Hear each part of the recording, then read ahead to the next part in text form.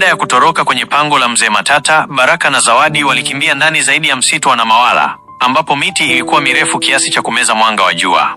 Waliongozwa na yule ndege mweupe mpaka kwenye kibanda kidogo kilichojengwa kwa mizizi ya miti na kuta za udongo wa kijani.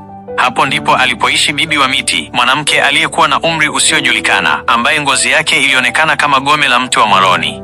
"Ingieni haraka," Bibi aliongea bila kufungua macho yake. "Giza la baba yako halijalala, Zawadi. Na wewe Baraka, mwili wako bado una sumu ya kile kioo cha nafsi." Bibi aliwapa kinywaji cha machungwa yaliyochemshwa na magome ya miti ya ajabu. Kunywa kwao kulisababisha maumivu makali, lakini ghafla, taswira mbaya na sauti za mashaka zilizokuwa zikimsumbua Baraka zikatoweka kama moshi. Bibi aliwaeleza kuwa Chifu Mwinyikeri hajawahi kuwa tajiri kwa ajili ya biashara zake, bali aliuza sauti za watu wa kijiji hicho kwa majini ili apate dhahabu. Zawadi ndiye alikuwa sadaka ya mwisho ili chifu apate uzima wa milele. Ikiwa harusi na Juma ingefanyika, Zawadi asingekuwa mke, bali angekuwa chombo cha kuhamishia roho ya giza. Baraka na Zawadi walitazamana kwa mshtuko. Penzi lao halikuwa tu suala la hisia, bali lilikuwa ufunguo wa kuokoa kijiji kizima.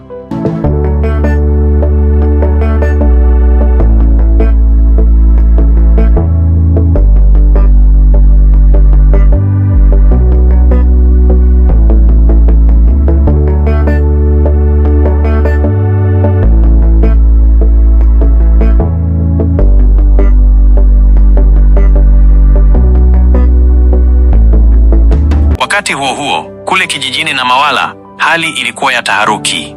Chifu Mwinyikeri alikuwa akifoka, lakini Juma, kijana aliyepaswa kumwoa Zawadi, alikuwa ametulia tuli kwenye kiti chake cha dhahabu. Juma hakuwa kijana wa kawaida kama watu walivyodhani.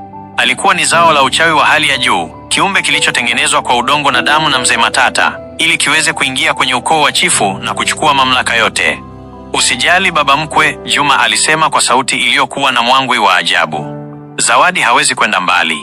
Nimejua mahali alipo tangu alipopiga hatua ya kwanza msituni. Bibi wa Miti ni mzee, amechoka. Nguvu zake haziwezi kushindana na damu ya kale nilionayo." Juma alisimama, na ghafla kivuli chake kilirefuka na kuanza kutambaa kwenye kuta kama kiumbe hai kinachotafuta mawindo. Mzee Matata alijitokeza kutoka kwenye giza la chumba hicho, akiwa na fimbo iliyopambwa kwa fuvu la binadamu. "Lazima tuwapate kabla mwezi mwandamo haujafika kilele. Ikiwa Baraka atajua siri ya upanga wa mwanga, mpango wetu wote utaharibika."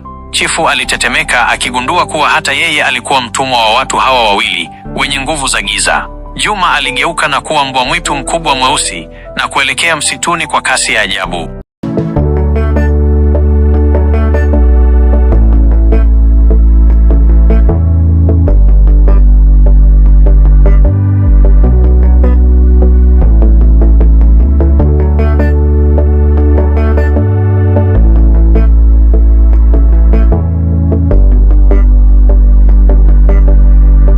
Bibi wa Miti alimpeleka Baraka kwenye chemchemi ya maji ya moto iliyokuwa nyuma ya kibanda chake.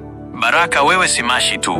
Babu yako alikuwa mlinzi wa kijiji hiki kabla ya Chifu Mwinyikeri kumuua kwa sumu." Bibi alifunua ukweli uliokuwa umefichwa kwa miaka mingi. Ndani ya chemchemi hii kuna upanga wa mwanga ambao unaweza kukata hata kivuli kilichoimarishwa na uchawi. Baraka alihitaji kuingia ndani ya maji hayo yaliyokuwa yakichemka. Sio mwili wake uliokuwa hatarini, bali ni imani yake. Alipozama aliona maisha yake yote yakipita mbele ya macho yake. Umaskini wake, upendo wake kwa Zawadi, na dharau alizopata kutoka kwa matajiri. Alihisi joto kali likimchoma, lakini alipofika chini kabisa, aliona mwanga wa kijani ukimulika. Alishika mpini wa upanga uliokuwa umeundwa kwa madini ya ajabu. Alipoibuka majini, hakuwa yule Baraka mnyonge tena. Macho yake yalikuwa yaking'aa kwa mamlaka. Lakini kabla hajapumua, sauti ya kishindo ilisikika nje.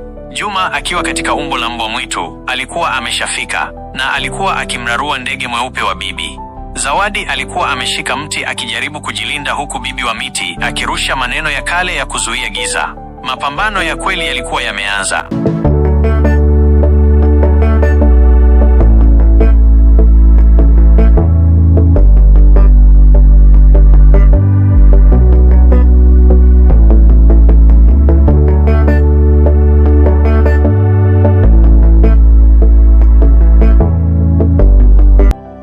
Juma alimrukia Zawadi kwa kasi, lakini Baraka aliruka katikati na kuuzuia ushambulizi huo kwa upanga wa mwanga.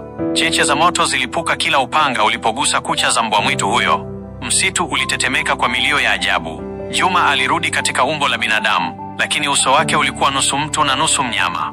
Unadhani chuma hicho kinaweza kuniua? Mimi nimeumbwa na giza lenyewe. Juma alicheka kicheko cha kishetani. Mzee Matata alitokea ghafla, akitokea juu ya mti, akimwaga unga mwekundu ambao ulimfanya bibi wa miti kupoteza fahamu. Baraka alijikuta akipambana na watu wawili wenye nguvu za ajabu, huku Zawadi akijaribu kumsaidia kwa kutumia ujuzi wa mimea aliyojifunza kwa muda mfupi kwa bibi. Zawadi alifanikiwa kupaka utomvu wa mti wa mvuje kwenye macho ya Juma, jambo lililomfanya apige yowe la maumivu na kupoteza dira. Kimbieni! Bibi wa miti aliamka kwa shida na kutoa mwanya kwa Baraka na Zawadi. Nendeni kwenye maporomoko ya Namawala, huko ndiko siri ya mwisho ya chifu iliko. Baraka alimshika mkono Zawadi na kukimbia, huku mishale ya kichawi ya mzee Matata ikipita pembeni ya masikio yao. Walijua kuwa kurudi nyuma kusingewezekana. Walikuwa sasa ni wakimbizi wa penzi lao na walinzi wa hatamani ya kijiji chao.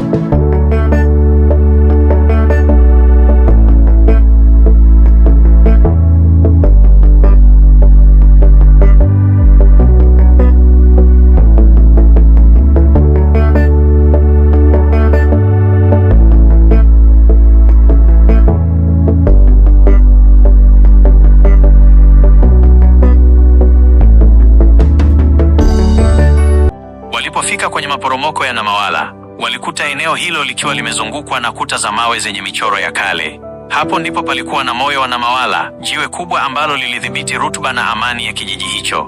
Chifu mwenye kheri alikuwa ameliwekea jiwe hilo kufuli la kichawi ili kunyonya nguvu zake kwa manufaa yake binafsi. Zawadi, damu yako na yangu zinapaswa kukutana hapa, Baraka alisema akitazama michoro ile. Waligundua kuwa ili kuvunja uchawi wa chifu, walihitaji kufanya kitendo cha upendo wa dhati pasipo na shaka yoyote. Walishikana mikono na kuanza kuomba kwa ajili ya kijiji chao, si kwa ajili yao tu. Mwanga mkali ulianza kutoka kwenye lile jiwe, ukipambana na giza lililokuwa likiwafuata nyuma yao. Ghafla, chifu mwenye kheri mwenyewe alitokea akiwa na walinzi wake wenye panga. Uso wake ulikuwa umejaa chuki. "Mwanangu, unaniasi kwa ajili ya maskini huyu?" alinguruma. Lakini Zawadi alimtazama baba yake kwa huzuni.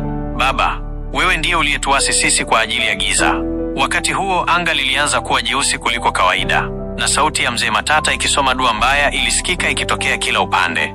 Sherehe ya giza ilikuwa inakaribia kuanza.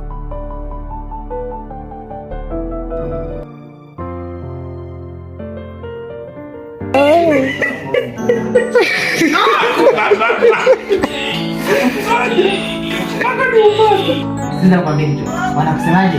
Chini ya majabali makubwa waga na nyoka wakubwa. Kwa hili jabali kubwa chini.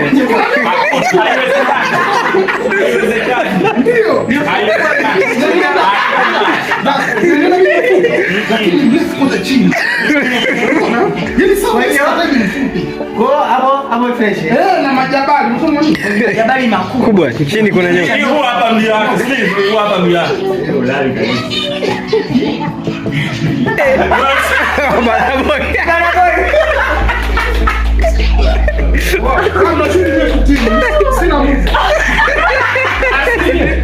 Ndio wake wapi? Baba boy. Fresh mwanangu, sina Mungu. Mwambie apige. Utatia.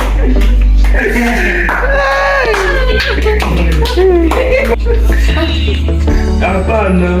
Achana nao. Na hakuna, nimegoma. Atushuti. Mtoto bado anakunywa uji.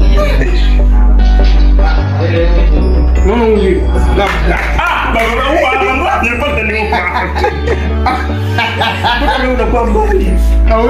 Huu ndio ni peke yake. Yaani huu yani hata nikupige mbele yako. Lazima kwa vitu mawishi. Sasa wote mmeguna, si wanaume si wanawake. Sema ni wabange. Asikiza, mimi nakushauri. Mwingine huyu hapo. Umesikia iko hivi. Hem, tuonesha malaika wako na. Sasa chupi na kujaji sema box sawa, wewe unafanya chupi. Anaponichanganya. Wewe unasema chupi. Mfano umeniuliza umevaa chupi, na mimi nakwambia nimevaa. Sasa chupi mimi nafanya chupi. Wewe chupi leo. Wewe umevaa chupi?